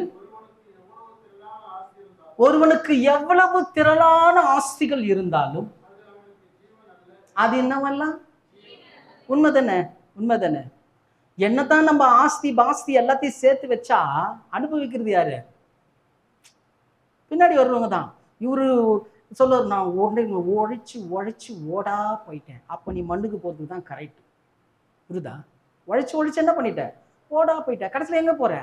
உனக்கு ஒண்ணும் கிடையாது. அதுதான் வேதம் சொல்லுது. அதுதான் வேதம் சொல்லுது. அப்ப என்ன சொல்ல வருதுன்னா, உன்னை சுற்றி இருக்கக்கூடிய பொருள்களை காட்டிலும் முதன்மையான ஸ்தானம் தேவனுக்கு கொடுக்கணும். உனக்கு நல்ல பொருள் வேணுமா? கர்த்தர் நல்ல பொருள் கொடுக்குறாரா? அதை காட்டிலும் நீ அவரை ரொம்ப அதிகமா விரும்பு. அதை காட்டிலும் நல்ல பொருள் உனக்கு கொடுப்பாரு. புரியுதா? விளங்குதுங்களா? நீங்க எந்த பொருளை ஆசைப்படுறீங்களோ அந்த அதுல மேல வைக்கிற ஆசைய தேவன் மேல வைங்க. வச்சிங்கன்னா கர்த்தர் நீங்க என்ன ஆசைப்பட்டீங்களோ அதை ரெட்டத்தனையே கொடுப்பாரு. முதல் பிரியாரிட்டி, முதலிடம் தேவனுக்கும் கிறிஸ்துவுக்கும் தான். அதனால தான் இயேசு சொன்னாரு, முதலாவது தேவனுடைய ராஜ்யத்தையும் அவருடைய நீதியும் தேடுங்க, மற்றவைகள்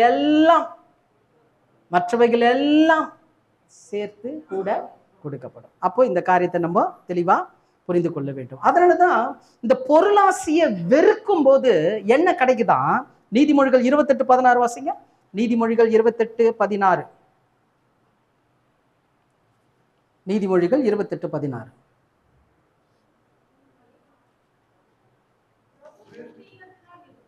ம் 28:16. ம் ம்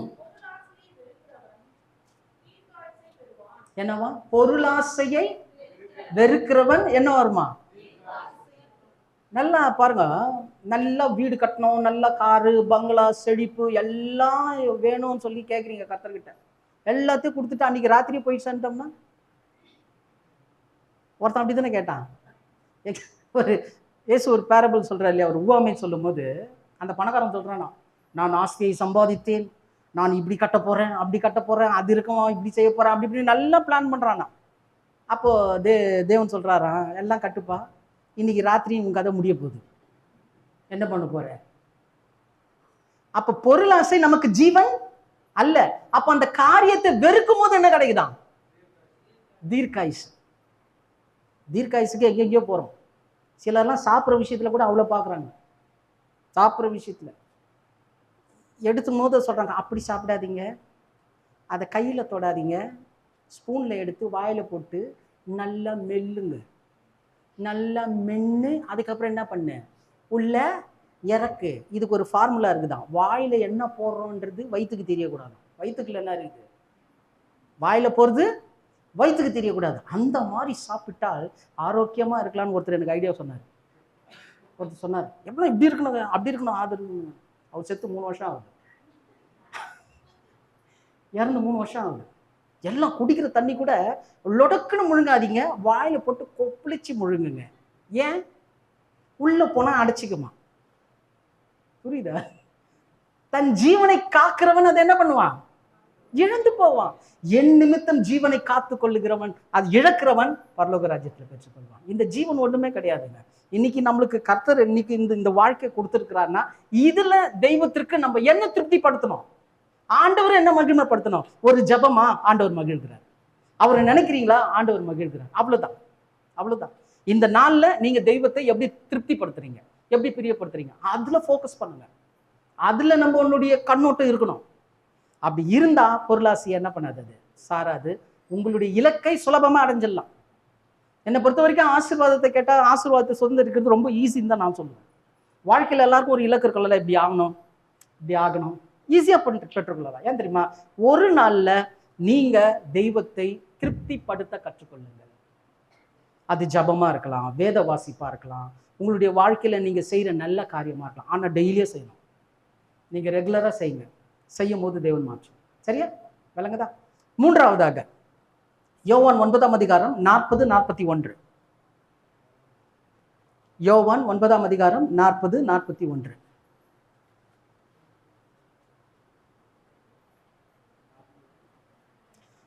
யோவான் 9ஆம் அதிகாரம். பரிசேயர்கள் சிலர் இவைகளை கேட்ட பொழுது நாங்களும் குருடரோ என்றார்கள். இயேசு அந்த பரிசேயர்களை நோக்கி, குருடராய் இருந்தால் பாவம் இராது.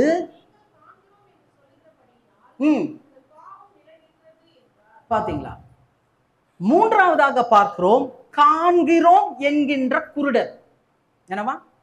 காண்கிறோம் என்கின்ற குருடர். பாருங்க, சபைக்குள் இருக்கக்கூடாத பரிசேயர்களின் குணம். ஏன்னா அவர்களை காட்டிலும் நம்ம விசேஷமா இருந்தா தான் எங்க போக முடியும்? பரலோக ராஜ்யத்துக்கு போக முடியும் இயேசு சொன்னார். அப்ப அவங்களுடைய குறைபாடுகள் என்னன்னு பார்க்கும்போது முதல்ல என்ன பார்த்தோம்? அவர்கள் மாயக்காரர்கள். இரண்டாவது பொருளாசைக்காரர்கள். மூன்றாவது பார்க்கிறோம், காண்கிறோம் என்கின்ற குருடர். இந்த காண்கிறோம் என்கின்ற குருடர் என்ற என்ன அர்த்தம் அப்படின்னா, அத மூல மொழியிலேருந்து நம்ம மொழிபெயர்க்கும் போது நற்காரியங்கள் எல்லாமே கெட்டதாவே தெரியுமா? நற்காரியங்கள் எல்லாம் கெட்டதா தெரியுது. எப்படி அப்படின்னா, இப்போ நம்ம சொல்றோம் தேவனுடைய ஆலயத்துக்கு குறித்த நேரத்துக்கு வாங்க, அந்த டைமுக்கு என்ன பண்ணுங்க வாங்கன்னு சொல்றோம். ஆனா நம்ம எத்தனை பேர் அதை கேர் பண்றோம்? எத்தனை பேர் அதை மதிக்கிறோம்? புரியுதுங்களா? ஏன்னா நல்ல ஒரு உணர்வு புரிஞ்சுக்கணும். ஒரு இடத்துல மோசே கிட்ட தேவன் பேசும்போது சொல்லுவாரு, நாளைக்கு நான் உன்னிடத்துல பேசுவேன், இன்றைக்கு நீ உன்ன என்ன பண்ணிக்கோ, பரிசுத்தம் பண்ணிக்கோ. அப்போ தேவன் நாளைக்கு பேசுறாருன்னா எப்ப ரெடி ஆகணும்? இது பழைய ஏற்பாடு. நம்மளதுல எப்படி தெரியுமா? தேவன் 10:30 மணிக்கு பேசினார்னா 10:30 உள்ள வந்தா போதும். விளங்குதா? அப்ப என்ன ஆச்சு? அந்த தெய்வ பயம் குறைஞ்சிருச்சுங்க, குறைஞ்சிருச்சு. ஏன்னா இங்க சொல்ற ஒரு விஷயம், நீங்க முன்னாடி வந்து பாருங்க, தேவன் இங்க அசைவாடுகிறார், அவருடைய ஆசீர்வாதத்தை நீங்க பெற்றுக்கொள்வீங்கன்னா சீக்கிரமா வந்தா ஆசீர்வாதமா சொல்றாங்க சர்ச்சில். புரியுது? சீக்கிரமா வந்தா ஆசீர்வாதமா சர்ச்சில் சொல்றாங்க. யாருமே இல்லை, நான் மட்டும் தான் போய் உக்காந்துருக்கேன். சில சொல்லுவாங்க, யாருமே இல்லை, நான் மட்டும் போய் உட்காந்து என்ன பண்றது? உட்காரு, உட்காந்து பாரு. சீரியஸா சொல்றேன். வசனம் தெளிவா சொல்லுது. ஒரு இடத்துல பவுல் சொல்றாரு, விசுவாசம் இல்லாமல் தேவனுக்கு பிரியமா இருப்பது கூடாத காரியம். தேவனிடத்தில் சேருகிறவன் அப்படின்னா என்ன அர்த்தம்? அவர்கிட்ட வர்றவன் அவர் உண்டென்றும் தம்மை தேடுகிறவர்களுக்கு பலன் அளிக்கிறவர் என்றும் விசுவாசிக்கணும். அப்படின்னா என்ன அர்த்தம்? நான் தேவனுக்காக ஏதேனும் ஒரு சின்ன விஷயத்த செஞ்சா கூட அதனுடைய பலனை அடையாம போக மாட்டேன். அடையாம போக மாட்டேன்றதோட அவர் கொடுக்காம விட மாட்டார். 10 மணிக்கு ஆராதனைக்கு நான் 9:50 வந்தா அந்த பலனை அவர் கொடுக்காம போக மாட்டார். இதை விசுவாசிக்கிறான் தெரியுமா, அவன் தான் விசுவாசி. சர்ச்சுங்க போய்க்கலாங்க அதுனா அது அவிசுவாசி. வித்தியாசம் இருக்குதா? அப்ப தேவன் யாரை பார்ப்பாரு? அவர் மேல நோக்கமா இருக்கிறவங்க, அவர் மேல பயமா இருக்கிறவங்க, அவருக்கு மரியாதை கொடுக்கிறவங்களுக்கு முதலிடம். சிம்பிளுங்க. சபைக்கு வருவதனால ஆசீர்வாதம். இது எல்லாருமே சொல்றது. எப்படி ஆசீர்வாதம்? இதுதான் ஆசீர்வாதம். ஏன்னா இந்த ஸ்தலத்துல யார் இருக்கா? தேவன் இருக்கிறார். வானம் எனது சிங்காசனம், பூமி எனது பாதப்படின்னு சொல்றவர் இங்க இருக்கிறார். அவருடைய பிரசன்னம் இங்க, இது ஒண்ணா ஒரு கற்கள்னால செய்யப்பட்ட ஒரு இடமா இருக்கலாம், ஆனா அவருடைய மகிமை இங்க இருக்குது. வியாதியோட உள்ள வந்து பாருங்க, வெளில போகும்போது வியாதி இல்லாம போவீங்க. விளங்குதா? மகிமையை விசுவாசிக்கணும். இது அவருடைய இடம். இயேசு கிறிஸ்து மரிக்கும் போது மகா பரிசுத்த ஸ்தலம் என்ன ஆச்சா? மேலிருந்து கீழ் வரைக்கும் 2ஆ பிளந்துதான். அப்படின்னா என்ன அர்த்தம்? அந்த இடத்தை மனிதர்கள் பார்க்க முடியாது, மனிதர்கள் போக முடியாது. இன்னைக்கு அந்த மகா பரிசுத்த ஸ்தலம் எது தெரியுங்களா? நம்ம உட்காந்து இருக்கிற இந்த இடம் தான். இந்த இடம் தான். அப்ப இங்க அவருடைய மகிமை உண்டென்று விசுவாசிக்கணும். இங்க வந்தா விடுதலை. யார் பேசுறாங்கன்றது முக்கியம் கிடையாதுங்க, யார் நடத்துறாங்கன்றது முக்கியம் கிடையாது. இந்த ஸ்தலத்துக்குள் நீ காலை வச்சு நான் பரலோக ராஜ்யத்துக்குள்ள காலை வைக்கிறேன். அந்த உணர்வு வரணும். ஆலயத்துக்கு கொடுக்கக்கூடிய மரியாதை ரொம்ப முக்கியம். விளங்குதுங்களா? அப்போ அது பிரகாரம். அப்போ இதற்கு எதிர்மறையா குறித்த நேரத்துக்கு வாங்க, சபையின் காரியங்களை இன்வால்மெண்ட் வேணும், நீங்க தேவனுக்காக இதெல்லாம் செய்யணும்ன்ற விஷயத்தெல்லாம் என்ன பண்றோம்? நம்ம பார்க்கறதே கிடையாது, காதுல கேட்கறதே கிடையாது. இதுதான் காண்கிறோம் என்று சொல்லக்கூடிய குருடரா இருக்கிறாங்க. வேதம் படிக்கணும்பா, நான் டெய்லியும் தான் பைபிள் வாசிக்கிறேன். ஜபிக்கணுங்க, டெய்லியும் தான் ஜபிக்கிறேன். நீ ஜபி வானான்னு சொல்ல, எப்படி ஜபிக்கிற? எப்படி ஜபிக்கிற? தூங்கி ஏன் சொல்லணும். சிலர்லாம் அப்படிதான் போற வழியில சாமி கும்பிட்டு போற ஆளெல்லாம்ங்கிறான். பார்த்துக்கிறீங்களா? போற வழியில வேற யாரில் எங்க வீட்லயே இருக்கிறாங்க. என் பையன்கிட்ட சொல்லுவோம், போமா டே ஜெபம் பண்ணிட்டு போடா அப்படின்னு. அப்படி போவான், அந்த கதவான்ட்டு நின்று சொல்லுவோம், அப்படின்ட்டு போயிடுவோம். அப்படி போய் நின்று அப்படி ஜெபம் பண்ணிட்டு போவோம். ஸோ ஒரு இடத்த ஃபிக்ஸ் பண்ணு. அந்த இடத்துல நீ தேவ சமூகத்துல என்ன பண்ணணும்? ஒவ்வொரு நாளும் நீ தேவ சமூகத்துல உட்காரணும். அது சொன்ன பிறகு, அது செஞ்ச பிறகுதான் நல்லா இருக்கிறாங்க. வாலிப பிள்ளைங்க எல்லாருமே வீட்டில் ஒரு அறைய தீர்மானம் பண்ணுங்க, ஒரு மூளையை தீர்மானம் பண்ணுங்க. இது நான் தேவனை சந்திக்கிற இடம். அந்த இடத்துல ஒவ்வொரு நாளும் என்ன பண்ணணும்? நீங்க அட்லீஸ்ட் ஒரு 2 நிமிடமாவது ஜெபிங்க. நான் ரொம்பலாம் சொல்லலைங்க, ரொம்பலாம் சொல்லலை, 2 நிமிஷம் அந்த சமூகத்துல போய் நின்று பாருங்க. எப்படியாவது பாருங்க உங்க லைஃப். நீங்க லைஃப்ல நிறைய பேர் எழுதி வச்சு ஆளாகலாம். ஏன்னா கிறிஸ்தவம் அப்படிப்பட்ட வல்லமை உடையது. சரியா? ஓகே. அப்ப காண்கிறோம் என்கின்ற குருடர்கள். அதுல 24 கூட வாசிங்க சிஸ்டர். யோவான் 9ஆம் அதிகாரம் 24 வாசிங்க.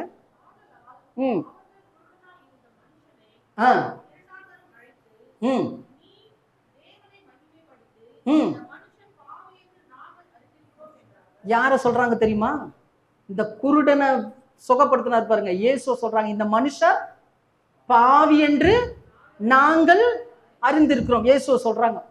பரிசேயர் இதுதான் சொன்ன, காண்கிறோம் என்கின்ற குருடர். ஏன்னா இயேசு எப்படிப்பட்டவர் என்றது நமக்கு தெரியும். ஆனா அந்த இயேசுவை நம்ம பாவின்னு சொல்லுவோமா? சொல்ல மாட்டோம்.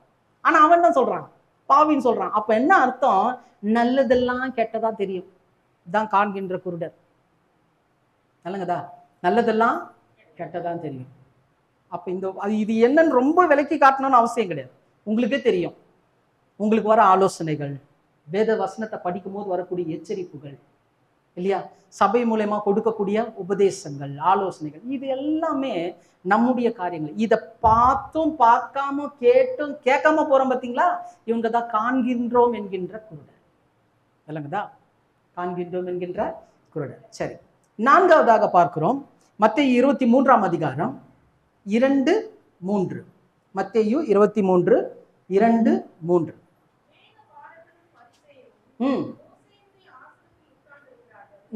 வேத பாரகன் பரிசேயரும் மோசேயின் ஆசனங்களில் உட்கார்ந்து இருக்கிறார்கள்.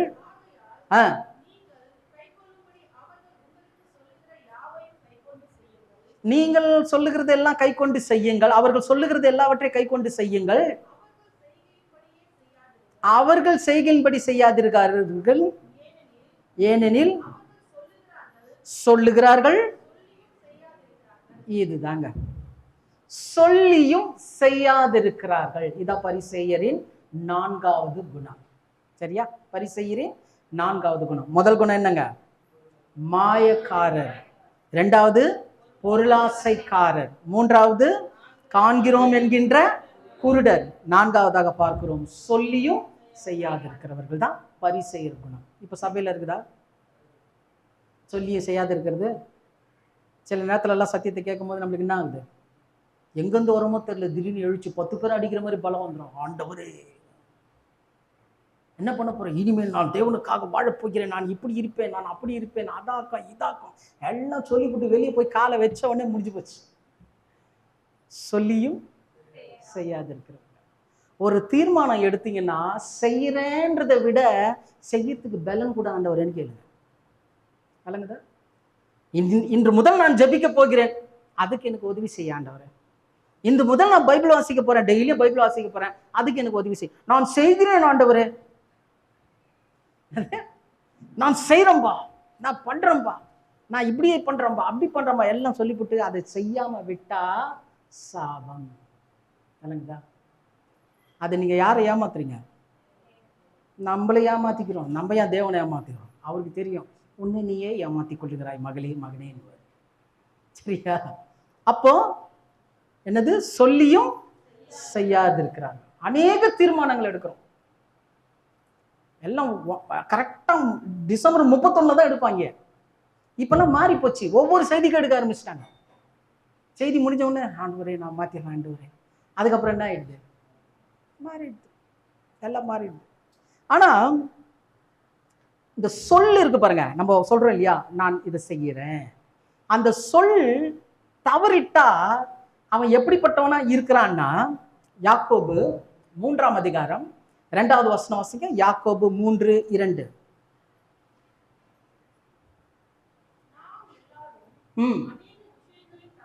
அநேக விஷயங்களில் தவறுகிறோம். ஒருவன் சொல் தவறாதவன் ஆனால் அவன் பூரண புருஷனும்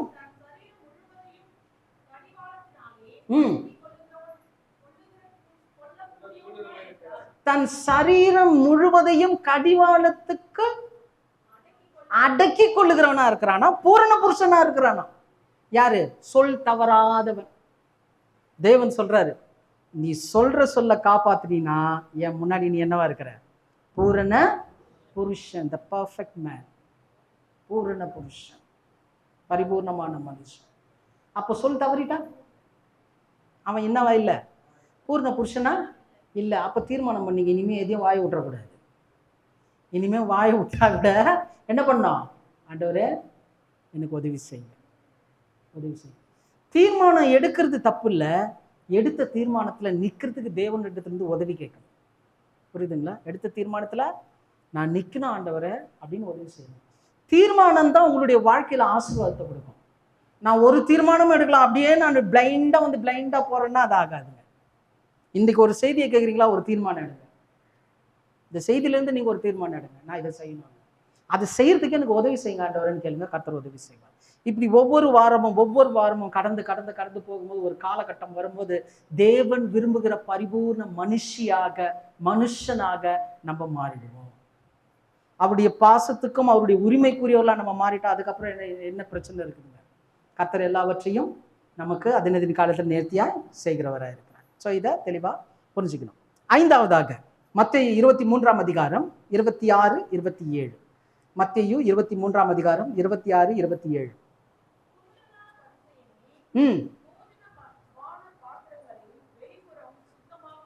போஜன பான பாத்திரங்களை வெளிப்புறத்திலே சுத்தமாக்கி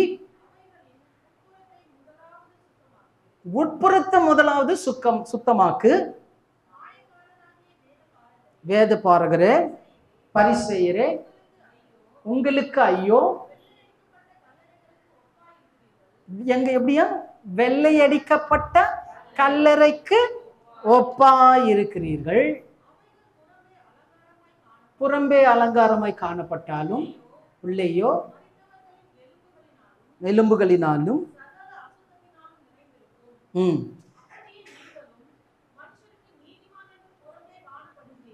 புறம்பே நீதிமான்னு காணப்படுறீங்க, உள்ளத்திலோ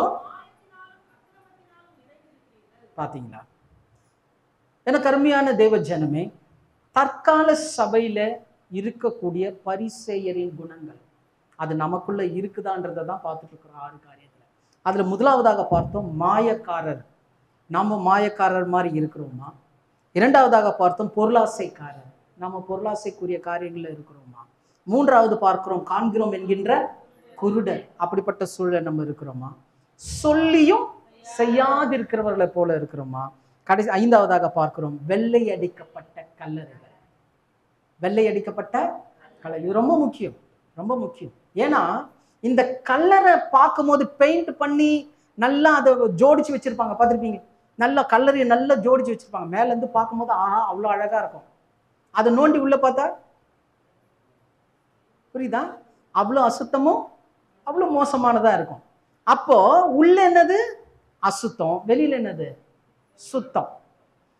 அப்போ வெளியில என்னது நீதிமான், உள்ள சகல உலக அழுக்குகள் உள்ளதா இருக்குது. இப்படிப்பட்ட நினைவுகளை உடையவர்கள் தான் பரிசேயர்கள். இன்னைக்கு நம்மளை பார்த்து ஒரு கேள்வி கேட்டுக்கணும். நம்மள சொல்லிக்கிறோம் நீதிமான்கள்னு. நம்ம சொல்ல, வேதம் சொல்லுதுன்னு வச்சுங்க. இயேசு கிறிஸ்துனுடைய ரத்தத்தினாலே நீங்கள் பிதாவாகிய தேவனுக்கு முன்பதாக என்னவா இருக்கிறீங்க? நீதிமான்களாய் இருக்கிறோம் போது நம்ம எப்படி இருக்கோம்? நம்ம சரீர பிரகாரமாக நிறைய விஷயத்த காட்டலாம். நல்ல நீட்டா ட்ரெஸ் பண்ணியிருந்தா அவர் யாரு? சரி, இப்படி வரேன், உங்களுக்கு புரியுற மாதிரி கேட்குறேன். ஒயிட் அண்ட் ஒயிட் போட்டுக்கிட்டு பைபிள் அக்கில் வச்சிருந்தா யாரு? சொல்லுங்க. பாஸ்டர், பரிசுத்தவான், வேற யாரு? நீதிமான், விசுவாசி, என்னது எழுத முடியா?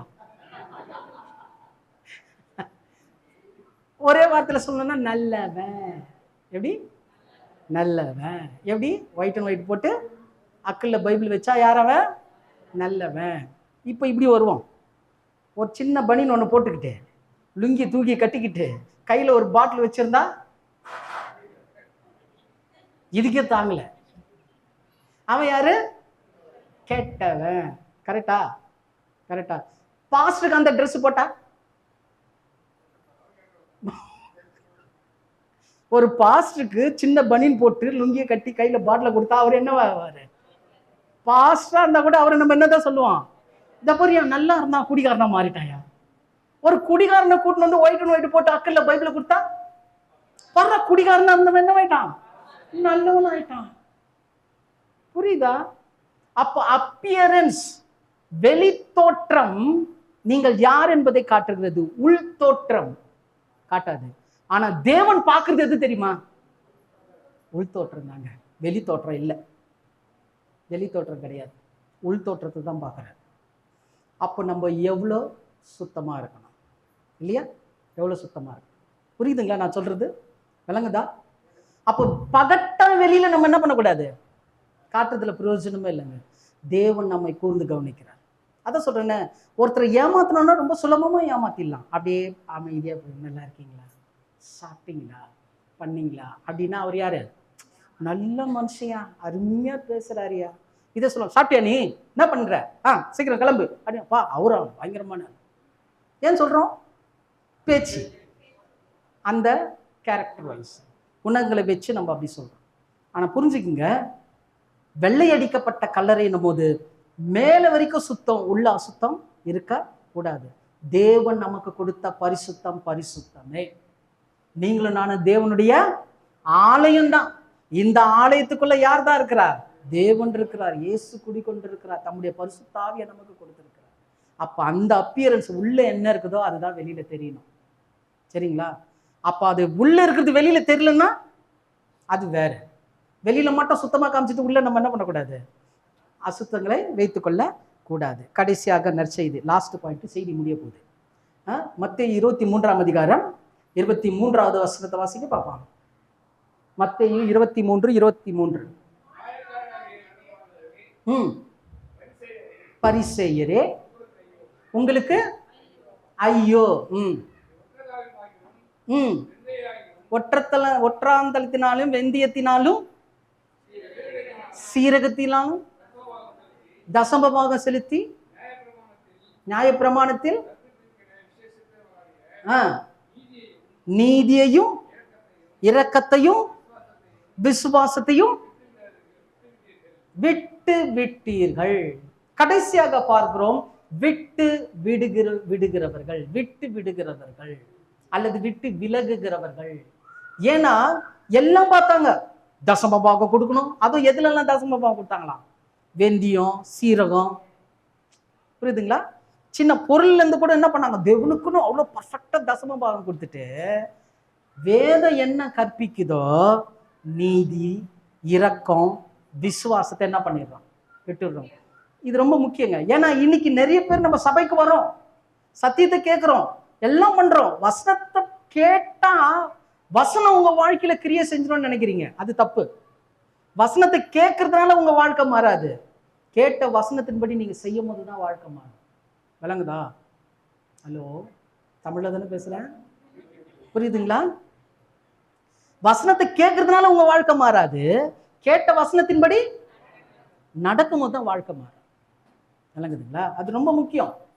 நான் போய் சர்ச்சை கேட்டேன், கர்த்தரின் வாழ்க்கையை மாத்திடுவாரு, மாற்றவே மாட்டேன். 1 வருஷம் இல்லை, 2 வருஷம் இல்லை, 10 வருஷம் வந்தாலும் மாறாது. நம்ம ஒன்றா ஜெபிச்சுக்கலாம், அந்த சகோதரனுக்காக சகோதரிக்காக நான் ஜெபிக்கிறேன்.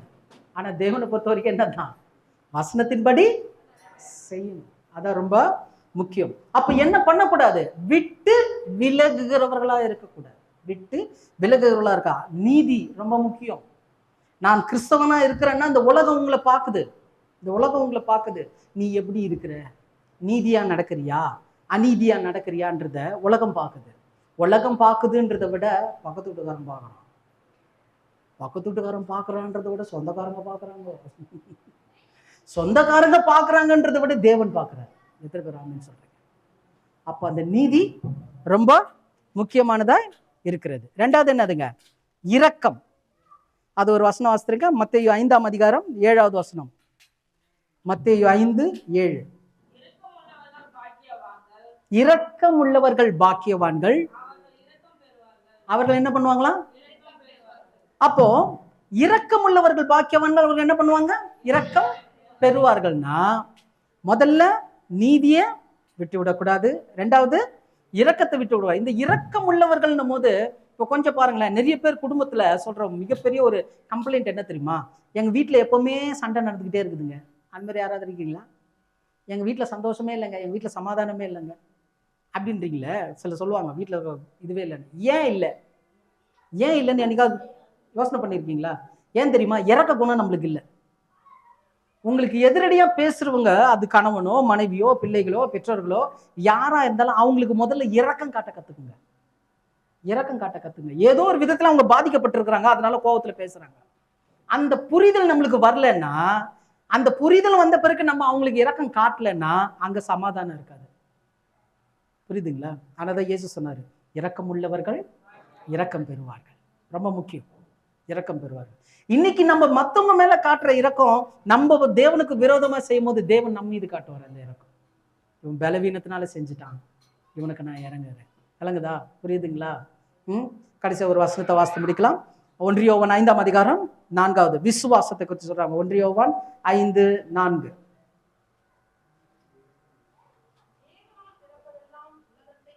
தேவனால் பிறப்பதெல்லாம் உலகத்தை ஜெயிக்கும். ஆமென். அதுதாங்க கடைசியாக பார்க்கிறோம். நம்முடைய விசுவாசமே உலகத்தை, இதை விட்டுடக்கூடாது, இதை விட்டு விலகிடக்கூடாது, நீதியை விட்டு விலகிடக்கூடாது, இரக்கத்தை விட்டு விலகிடக்கூடாது, விசுவாசத்தை விட்டு விலகிடக்கூடாது. ஏன்னா அந்த விசுவாசத்தை வச்சுதான் நீ உலகத்தை ஜெயிக்க முடியும். விலகுதுங்களா?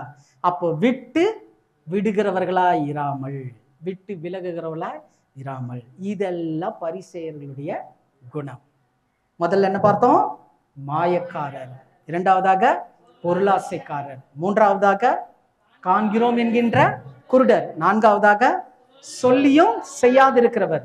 ஐந்தாவதாக வெள்ளை அடிக்கப்பட்ட கல்லறைகள். ஆறாவதாக பார்க்கிறோம் விட்டு விலகுகிறவர்கள். இந்த 6 குணமும் பரிசேயர்களுடைய குணம். இந்த குணம் இருக்கிறவர்கள் எங்க போக முடியாதான்? தேவனுடைய ராஜ்யத்துக்கு போறது ரொம்ப கடினம். அப்போ புரிஞ்சுக்குங்க, இந்த குணங்கள் நம்ம இடத்துல இருக்குதா அப்படின்றத நீங்க என்ன பண்ணிக்கணும்? இன்னைக்கு உங்களை நீங்க செக் பண்ணிக்கணும். பார்த்துட்டு கண்டிப்பா என்ன பண்ணணும்? அந்த காரியத்தை நம்ம விட்டு விலகணும். தேவன் அதை எதிர்பார்க்கிறார். இன்னைக்கு எந்த நோக்கத்துக்காக இந்த செய்தியை தேவன் நமக்கு கொடுக்குறாருன்னு தெரியாது. இது நானும் பங்காளி தான். நம்ம எல்லாரும் சேர்ந்து தான் சொல்றேன். இந்த 6 குணமும் நமக்குள்ள இருக்குதா இல்லையான்றதை பார்த்து நம்ம விலகுகளா இருக்கணும்.